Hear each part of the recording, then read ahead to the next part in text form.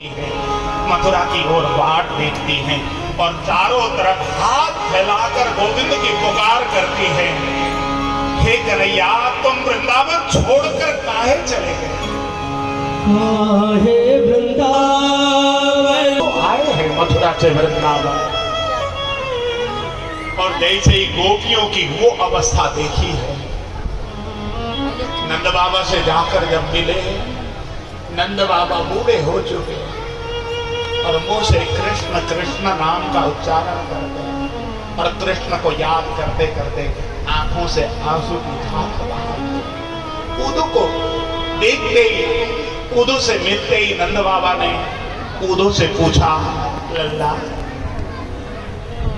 हमारे कृष्ण को कोई भोजन ठीक से देने वाला भी मथुरा में है कि नहीं? मथुरा में उसको माखन देने वाला है कि नहीं? कोई माखन देता है कि नहीं? कृष्ण को ना आदि दूध, गरम गरम जो दूध दुहा हुआ दूध है, वो कच्चा बिना गरम किया हुआ दूध बहुत पसंद है। उसको गाय के दूध को दूहते ही तुरंत गरम गरम दूध पिलाना होता है। उदो तुम ख्याल करना कृष्ण का। और कृष्ण जब सोने जाता है ना बिस्तर में, उसको नींद नहीं आती, कोई लोरी सुनाने वाला नहीं होता। देवकी को कहना लोरी सुनाया करेगा। एक एक बात उदो को बताते जा रहे हैं। और जब बाद में उदो नंद बाबा से विदा मांगते हैं, उस समय नंद बाबा ने उदो का हाथ पकड़ा। उदो तुम मथुरा जाओगे, कृष्ण से मुलाकात होगी। हाँ बाबा, मैं मथुरा जाऊंगा, कृष्ण से मेरी मुलाकात होगी। मैंने ऐसा सुना है उदो कि कृष्ण आजकल बड़ा राजा हो गया, बड़े महल में रहता है। हमने सुना है कि बड़े महल में झाड़ू लगाने वाले अलग होते हैं, पोछा लगाने वाले अलग होते हैं, पहरेदार अलग होते हैं। कृष्ण को जाकर कहना, कृष्ण तुमसे अब दूर रहा नहीं जाता। भले ही अपने भवन में झाड़ू लगाने की ड्यूटी दे दे कृष्ण, भले ही पोछा लगाने की ड्यूटी दे दे, चौकीदार बनाकर रख दे, लेकिन कृष्ण से दूर रहा नहीं जाता। उदो जाकर इतना बात, मेरा ये संदेश कृष्ण को दे देना। ये बात जैसे यशोदा मैया ने सुनी, झटपट दौड़ कर आई यशोदा मैया, उदो का हाथ पकड़ा। उदो, ये जो बाबा ने अभी अभी जो बात कही है ना, ये कृष्ण को जाकर मत कहो। कृष्ण यदि ये बात सुनेगा तो बहुत ज्यादा रोएगा, वो अपने आप को संभाल नहीं पाएगा। जितना भी कृष्ण के विरह में रोना हो, हम ही रो लेंगे। उदो, ये जो नंद बाबा ने कही है ना, ये बात कृष्ण को जाकर मत कहना, कृष्ण दुखी हो जाए। जितना भी रोना हो हम ही रो लेंगे, कृष्ण को दुखी नहीं करना, बल्कि कृष्ण को जाकर कहना कि यशोदा मैया, नंद बाबा कृष्ण को भुला चुके हैं। ये कहना, यदि ये कहोगे तो कम से कम उसको हमारी चिंता तो नहीं होगी, हमारी ओर से वो दुखी तो नहीं होगा। यदि हमारे दुखी होने की खबर तुम दोगे तो कृष्ण को पीड़ा पहुंचेगी, और हम नहीं चाहते कि कृष्ण को किसी भी बात की कोई पीड़ा पहुंचे। इतना प्रेम करती है यशोदा। पर बाद में उदो जब गोपियों के पास गए, एक एक गोपियों को भगवान कृष्ण के द्वारा दिया हुआ वो पत्र दिया। राधा रानी से जब मिले, राधा रानी तो हर समय कृष्णा कृष्णा नाम के अलावा और कुछ भी बोलती नहीं, केवल कृष्ण कृष्ण नाम का उच्चारण करती। उन्होंने कई गोपियों को पूछा, गोपियों के हालात को देखकर वो कृष्ण का नाम ले लेकर रो रही थी, विलाप कर रही थी। गोपियों की उस प्रकार के हालात को देखा, उन्होंने प्रश्न किया, गोपियों कृष्ण के विरह में तुम इतना ज्यादा रोती हो, इससे बढ़िया तो कृष्ण से मिलने ही चला जाया करो। यहां से मथुरा कोई दूर तो है नहीं, सुबह चलोगी तो शाम को पहुंच जाओगी। तब गोपियों ने कहा, उधो तुमने जो कहा ये प्रेमी नहीं है, तुम ज्ञानी हो, ये ज्ञानी कह सकता है। प्रेमी प्रियतम की बात पर विश्वास करता, हम तो प्रेमी हैं, हम तो प्रियतम की बात पर हमें विश्वास है। उधो वो आए ना आए ये मर्जी है उनकी, हम अपनी मरने की खबर दे चुके हैं। उधो वो आए ना आए ये मर्जी है उनकी, मैं मरने की अपनी खबर दे चुकी हूं। वो तारे आऊंगा परसों, लेकिन परसों के वर्षों बीत जाए तो भी हम प्रियतम की बात को काट नहीं सकते, प्रेम ये कहता है। गोपियों ने जब ये बात उधो को कही, उधो तो गोपियों की वो देखता रहे, इतना प्रेम करती है गोपियां। और उधो गोपियों से वार्ता करते करते कब 6 महीने बीत गए पता ही नहीं लगा उधो। देखो, जहां प्रेम होता है वहां समय बीतता हुआ पता नहीं लगता, जहां पर अपमान होता है वहां 1 सेकंड भी बरसों जैसा लगता। उधो को 6 महीने कब बीत गए उसको होश ही नहीं रहा, एक क्षण से लग रहे। तब गोपियों को ही कहना पड़ा, उधो आप जब मथुरा से आए आपको 1 महीना व्यतीत नहीं 6 महीने व्यतीत हो गए, आपकी प्रतीक्षा कर रहे होंगे कृष्ण, आपको कृष्ण के पास लौटना चाहिए। तब उधो मथुरा लौटने को जब हुआ तो गोपियों के चरण में बार बार प्रणाम करके गोपियों से झोली फैलाकर भीख मांगने लगा। इस बात की भी आसाम हो चरण जुसाम हम श्याम, वृंदावने किमपि मिलतो सधीनो, यादुस्त्यजं स्वदनमार्य पथं चहित्वा, वेदुर्मुकुन्द पदवी श्रुतिभिर्विमल्या,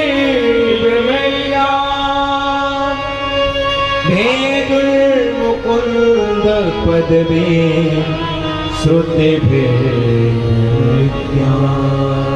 उधो आज उन गोपियों से अपनी झोली फैलाकर मांगता है, अरे गोपियों हमको आशीर्वाद दो, हमको वरदान दो कि मेरा आगे कभी भी मेरा जन्म हो इस पृथ्वी पर तो मुझे भले ही पत्ता बना देना, भले ही पेड़ बना देना, भले ही वृक्ष बना देना, लेकिन जन्म देना तो वृंदावन में दो। ये वृंदावन प्रेम की भूमि है, यहाँ प्रेम की प्राप्ति होती है, यहाँ भगवान का प्रेम प्राप्त होता है। ये मुझे एहसास हो गया। इतना कहकर आज बार बार राधा रानी के चरण में, गोपियों के चरण में उधो बार बार प्रणाम कर रहा है, बार बार कृपा की याचना कर रहा है, राधा रानी को बार बार प्रणाम कर रहा है। हम भी आइए राधा रानी से यही कृपा की याचना करें।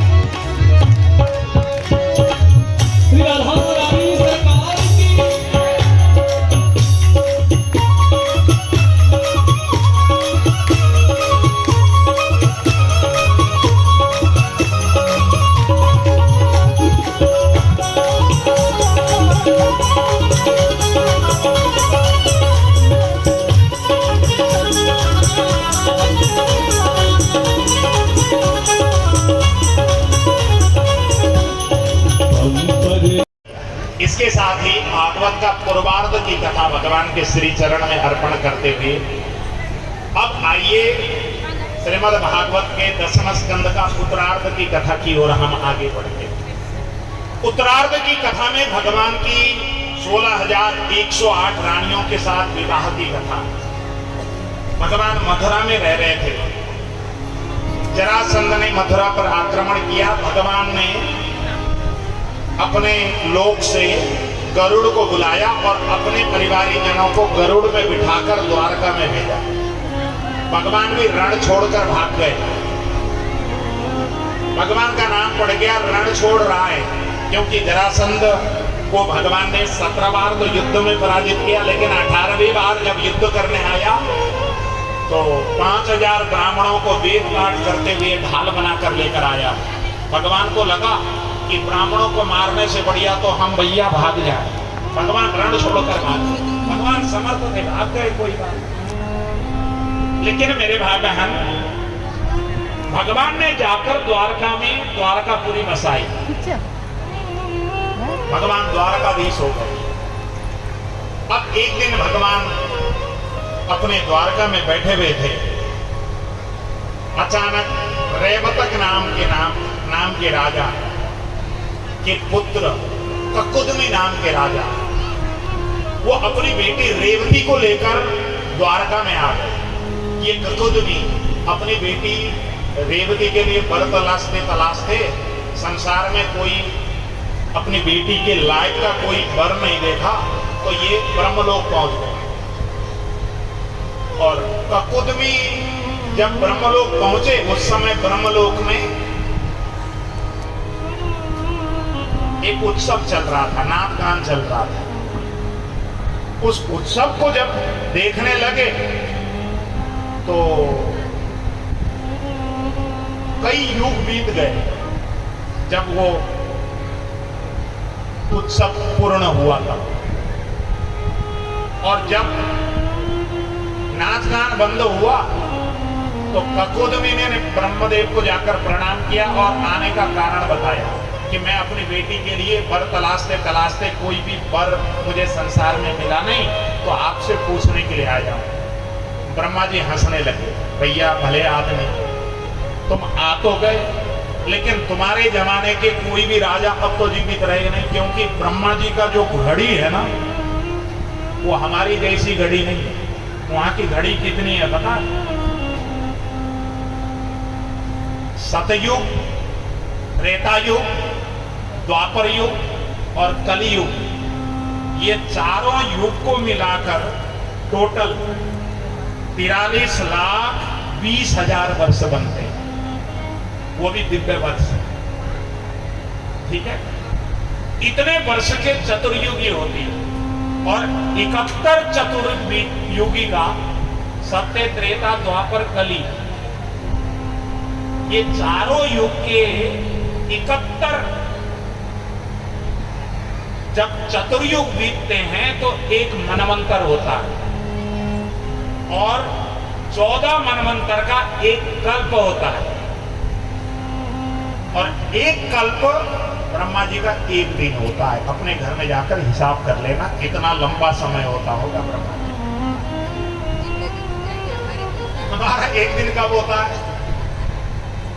हमारा एक दिन तो 24 घंटे का होता है, दिन और रात में लाओ।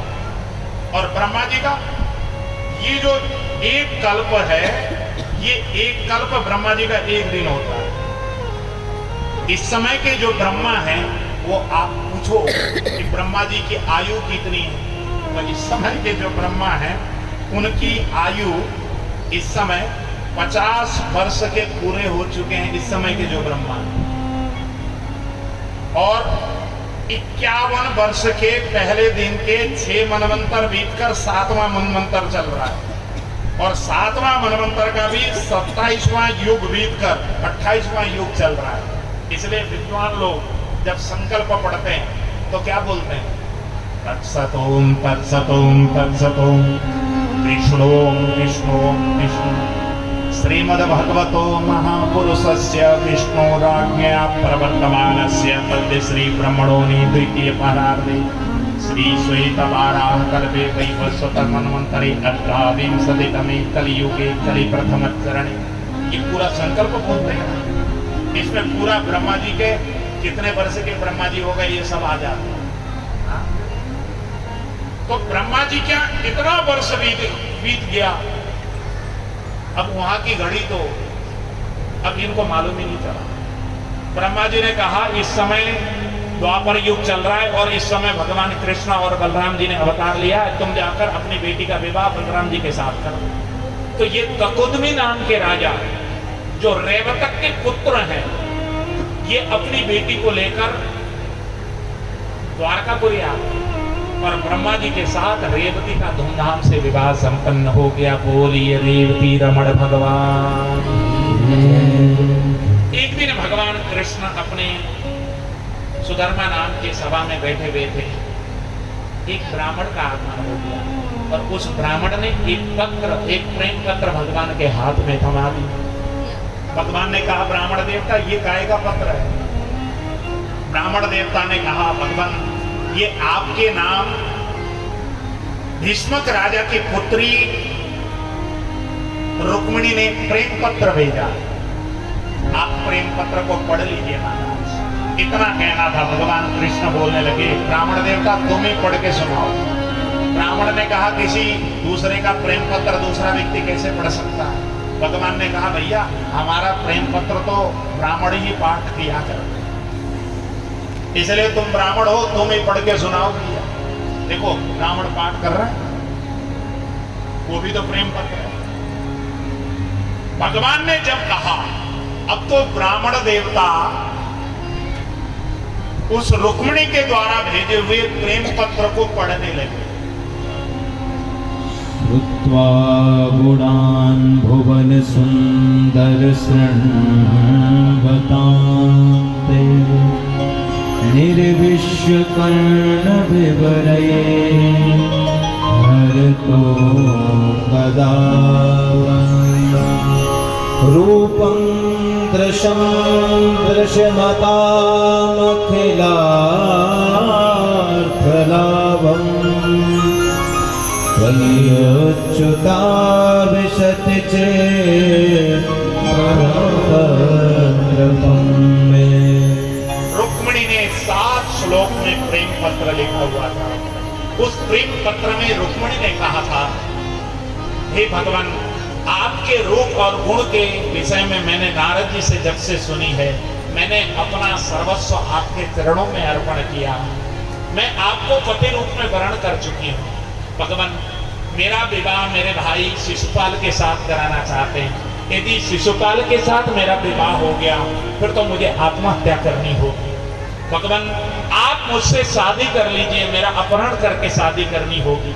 इस प्रकार का प्रेम पत्र जब भगवान ने देखा, पढ़ा, सुना, अब तो भगवान ने उन पंडित जी को दक्षिणा दी और पंडित जी को कहा, पंडित जी जाकर अपनी राजकुमारी को कह देना हम समय पर उनका वरण करने के लिए आ जाएं।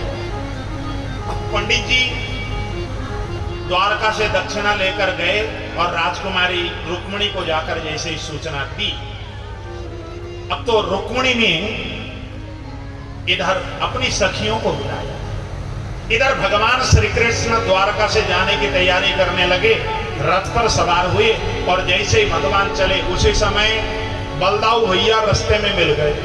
भगवान कृष्ण ने चिल्लाते हुए कह दिया, बलदाऊ भैया मैं विदर्भ देश जा रहा हूं और विदर्भ देश के राजा भीष्मक राजा के घर में जा रहा हूं। इतना सुनना था।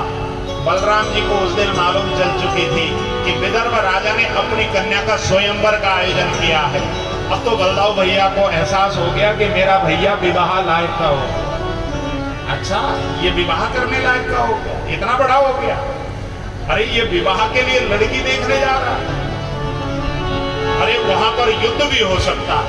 बलराम जी ने अपनी सेना सजाकर भगवान कृष्ण के रथ के पीछे पीछे अपनी सेना लेकर चले। भगवान कृष्ण अपना रथ को लेकर दौड़ लगाकर जा रहे हैं। रुक्मिणी ने पता होगा सब कुछ उस पत्र में लिखा हुआ था, तो पता भगवान कृष्ण को मालूम। तो भगवान पता का पर्ची को अपने जेब में डालकर चल रहे हैं, अपने रथ को हाँकते हुए। उधर रुक्मिणी अपनी सखियों को बुलाती हैं। पंडित जी ने सूचना दे दी तो रुक्मिणी ने अपनी सखियों को बुलाया और सखियों को कहा, सखियों मुझे कंगना पहनाओ, मुझे मेरी शादी है तो मेरे श्रृंगार करो, मुझे मेहंदी लगाओ, मुझे कंगना पहनाओ, मुझे तुम स्वीकार करोगी तभी तो मेरी शादी होगी। इतना जब कहा, अब सारी की सारी सखियां आई हैं और आज रुक्मिणी का श्रृंगार करने लगे।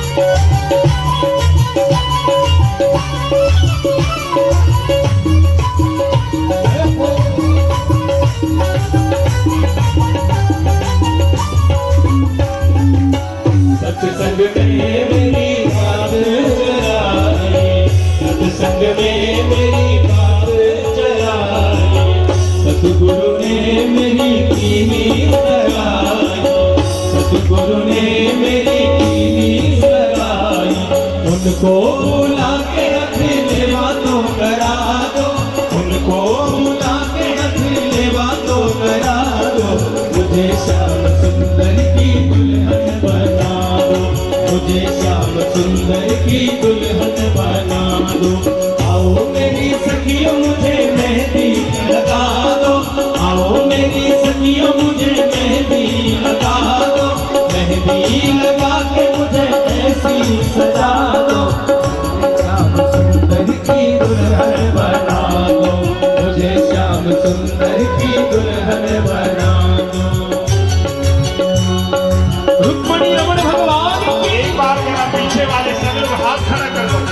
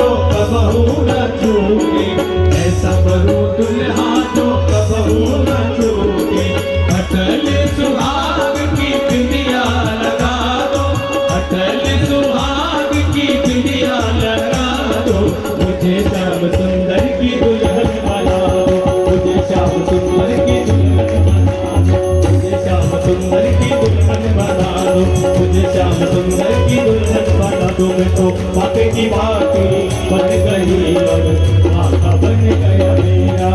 मैं तो बाके की बाकी बन गई और बाका बन गया मेरा। ओ रसिया की चलिया की सजना की सैया की रसिया की चलिया की सजना की सैया रसिया की चलिया की सजना की सैया की रसिया की चलिया की सजना की सैया। तो बाके की बाकी बन गई और बाका बन गया मेरा। मैं तो बाके की बाकी बन गई और बाका बन गया मेरा।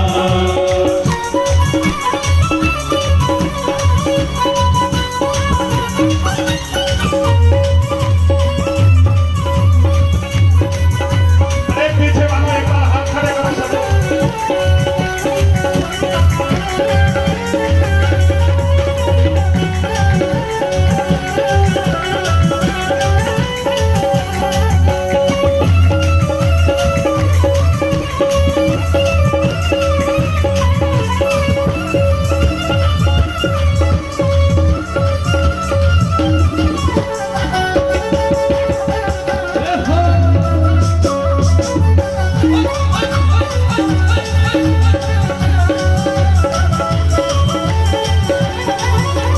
इस बाके का सब कुछ बाका, इस बाके का सब कुछ बाका, इस बाके का सब कुछ बाका, इस बाके का सब कुछ बाका। तो बाके की बाकी बन गई और बाका बन गया मेरा। मैं तो बाके की बाकी बन गई और बाका बन गया मेरा। ओ रसिया की छलिया की सजना की सैया की रसिया की छलिया की सजना की सैया रसिया की छलिया की सजना की सैया की रसिया की छलिया की सजना की सैया। तो बाके की बाकी बन गई और बाका बन गया मेरा। तो बाके की बाकी बन गई और बाका बन गया मेरा। बाका बन गया मेरा। बाका बन गया मेरा। बाका बन गया मेरा। बाका बन गया मेरा। इस प्रकार रुक्मिणी का श्रृंगार हुआ। थोड़ी देर के लिए बैठ जाओ, फिर मौका मिलेगा। क्योंकि शादी का मौसम में तो कई गीत होते हैं, कई भजन होते हैं, कई नृत्य होते हैं, कई बाजा बजते हैं, इसलिए अभी बाजा बजते रहेंगे। मंगल गान करती हुई माता पार्वती के मंदिर में पूजा करने माता पार्वती का पूजन किया। घड़ी की सुई जो भगवान कृष्ण को दिया हुआ टाइम है वहां तक पहुंच गए। फिर भी भगवान कृष्ण का अता पता जब नहीं देखा, रुक्मिणी के आंखों से आंसू की धारा प्रवाहित होने लगी। और रुक्मिणी मैया ने आज माता पार्वती के चरण में अपना माथा टेककर बार बार माता पार्वती की स्तुति करना प्रारंभ कर जय जय गिरवर राज किशोरी। जय जय गिरवर राज किशोरी। जय महेश वो टूट गया और टूट कर रुक्मिणी के गले में आकर अपने आप ठहर गया। अब तो रुक्मिणी को भरोसा हो गया कि मेरे ठाकुर मेरे पास आते ही हो। इतने में तो पीछे से घूंघट उठाकर मेरे ठाकुर ने कहा, रुक्मिणी चले क्या? बाकी छवि को जैसे ही रुक्मिणी ने देखा, बलिहार हो गई रुक्मिणी। अब तो रुक्मिणी ने भगवान को देखकर मंद मुस्कुराते हुए बिल्कुल आंखों से अश्रु की धारा प्रवाहित होने लगी, हर्ष के आंसू गिरने लगे। भगवान ने रुक्मिणी का हाथ टप से पकड़ा, अपने रथ में लेकर के गए, रुक्मिणी को रथ पर बिठाया और रथ के लगाम को जैसे ही भगवान श्री कृष्ण ने पकड़कर हाँकना प्रारंभ किया, भगवान का रथ वायु वेग से उड़ने लगा। जैसे ही रथ ने उड़ान भरी, उसी समय जितने रक्षक खड़े थे रुक्मिणी की रक्षा में, वो सबके सब चिल्ला पड़े, अरे भैया ले गो ले गो ले गो ले गो ले गो ले गो ले गो ले गो ले गो ले गो। जितने रक्षक थे और सारे और पूछने लगे, भैया कौन को ले गो, कहाँ को ले गो, कित को ले गो, कहाँ को गए हो? अब तो वो रक्षक बोलने लगा, वो देखो जिसकी सुरक्षा में तुम खड़े थे, उस राजकुमारी को वो देखो, वो लेगो लेगो लेगो लेगो लेगो लेगो लेगो लेगो। छठित तुल क्षिप्र सत्तर अवताल, तुरंत चली चातुर अली आतुर लखी नंदलाल। भगवान श्री कृष्ण आज जल्दी जल्दी झटित तुल क्षिप्र सत्तर अवताल, तुरंत चली चातुर अली आतुर लखी नंदलाल। भगवान श्री कृष्ण उन रुक्मिणी को अपने रथ पर बिठाकर जल्दी जल्दी जल्दी जल्दी आज वहां से भगा कर लेकर के जा रहे हैं। अब तो जितने रक्षक खड़े थे वो सारे के सारे रक्षक, कुछ रक्षक तो रुक्मिणी के रथ के पीछे लग गए, कुछ रक्षक रुक्मिणी के भाइयों को सूचना देने के लिए गए, कुछ रक्षकों ने जाकर शिशुपाल को सूचना दिया। अब तो रुक्मिणी के भाई 5 थे, बहुत बड़े योद्धा, वो पांचों अपनी सेना को लेकर और शिशुपाल को साथ में लेकर दौड़े दौड़े रथ लेकर जैसे पीछा करते हुए आए। भगवान श्री कृष्ण ने रथ को दौड़ाते हुए जा रहे हैं और जैसे पीछे से सेना आती हुई देखी, भगवान ने रुक्मिणी को पूछा, रुक्मिणी तुमने कभी रथ चलाया कि नहीं? रुक्मिणी ने कहा छतरानी हूं पर वो चला सकती है। अच्छा तो तुम आओ, ड्राइवर की सीट में तुम बैठो। रुक्मिणी ने आकर घोड़े के लगाम थामे और घोड़े को दौड़ाते हुए रुक्मिणी आगे बढ़ रही हैं और उधर भगवान कृष्ण रथ के पीछे आए और अपना म्यान में से तलवार निकाला और आज तरकस में से धनु बाण निकाले और आज धनु बाण निकालकर जैसे धनुष पर आज बिल्कुल तीर छोड़ना प्रारंभ किया, घनघोर युद्ध प्रारंभ हो गई। उधर से रुक्मिणी के भाई तीर का प्रहार कर रहे हैं और इधर से भगवान उन तीरों को काटते जा रहे हैं। घनघोर युद्ध हो रहा है, रुक्मिणी रथ को हाँकती जा रही है। उस समय रुक्मिणी ने रथ को बिल्कुल वायु वेग में दौड़ाना प्रारंभ किया, युद्ध चल रही है। उस समय भगवान श्री कृष्ण ने रुक्मिणी को कहा, रुक्मिणी और दौड़ाओ। रुक्मिणी दौड़ा रही है गाड़ी को, रथ को और दौड़ा रही है। घोड़े बिल्कुल वायु वेग से दौड़ते जा रहे हैं और आज भगवान युद्ध करते जा रहे हैं। उस समय भगवान श्री कृष्ण के सामने घनघोर युद्ध चल रही है। उसी समय रुक्मिणी ने रथ को ढीला छोड़ दिया। भगवान कृष्ण ने रुक्मिणी को डांट लगाई, क्या बात है रुक्मिणी, रथ को ढीला क्यों छोड़ रही हो? तुम रथ को और जल्दी दौड़ाओ, इतना कहना था। रुक्मिणी ने कहा, भगवान एक बार जरा नजर आगे की ओर तो देख लो। भगवान ने आगे की ओर देखा तो सामने से बलदाऊ भैया अपने सेना को लेकर सामने से आ रहे थे और जैसे ही बलदाऊ भैया को सेना सहित आते हुए देखा, भगवान कृष्ण ने बलदाऊ भैया को प्रणाम किया और बलदाऊ भैया से निवेदन करते हुए कहा, भैया, अरे बलदाऊ भैया, मैं तो अपनी बहू लेके घर जा रहा हूँ, इन सालों को तुम संभालो। ये साले ही तो थे भगवान के, सालों को संभालने की ड्यूटी अपने बड़े भाई को सौंपकर भगवान श्री कृष्ण रुक्मिणी को लेकर जब अपने घर की ओर आगे बढ़े, बलदाऊ भैया ने रुक्मिणी के भाइयों की और शिशुपाल की जो छक्के छुड़ाए, वहां पर उन सबको जान बचाना मुश्किल पड़ गया। भगवान श्री कृष्ण रुक्मिणी को लेकर जैसे ही द्वारका में पहुंचे हैं, द्वारका के राजभवन में बहुत सारी स्त्रियां द्वार पर खड़ी थी। भगवान को रुक्मिणी को साथ में जब देखा, रथ पर सवार होकर भगवान द्वारकावासी झूम झूम कर नृत्य करने लगे, क्योंकि आज भगवान की शादी है भाई।